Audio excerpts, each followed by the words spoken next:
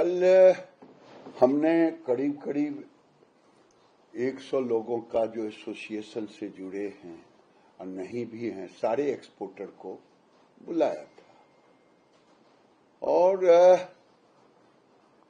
सबने एक सुर से कहा, एक प्रस्ताव लिया कि हम नरेंद्र मोदी जी प्रधानमंत्री के स्टैंड के साथ खड़े हैं, क्योंकि हमने कोरोना को भी झेला है और अभी जो पिछले साल भारत टैक्स लगा था उसमें 150 देशों से आए थे लोग, तो वो कोई घूमने नहीं आए थे।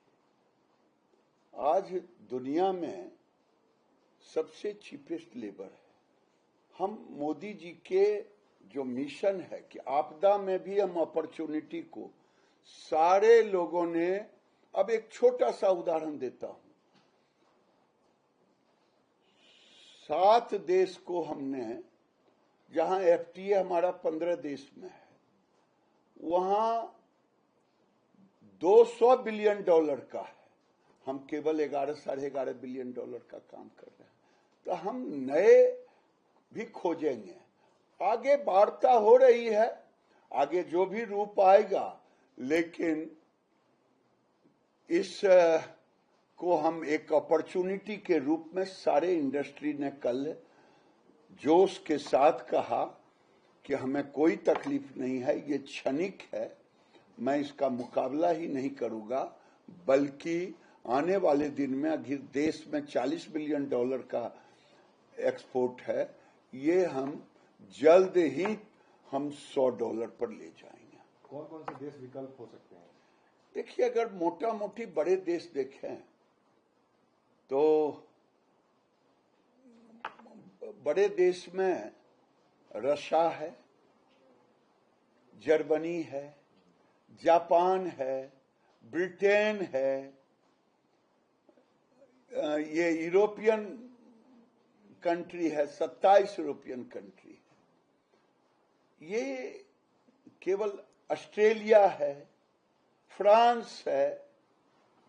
हम कर रहे हैं, हम एग्रेसिवली उन देशों में हम ये काम करेंगे। मुझे इंडस्ट्री के सारे लोगों ने बड़े दमखम से हमें मोदी जी को कहा है कि मोदी जी तक मेरी भावना पहुंचा दे कि हम उनके साथ खड़े हैं।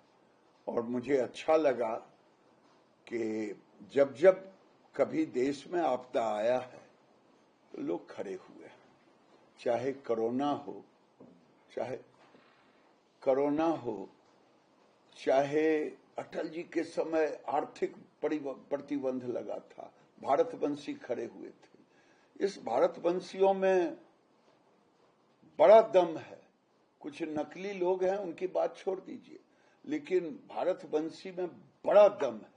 और मोदी जी की विश्वसनीयता इतना है, वो कहता है कि हमें जो सम्मान मिला है विदेशों में काम एक्सपोर्ट करने में मोदी जी के कारण, उसको हम भूल नहीं सकते। इसलिए सबका समर्थन है और आपको दिखेगा भारत में टेक्सटाइल इंडस्ट्री अपने नए रास्ते पर भी चलेगा, पुराने रास्ते को भी तलाशेगा।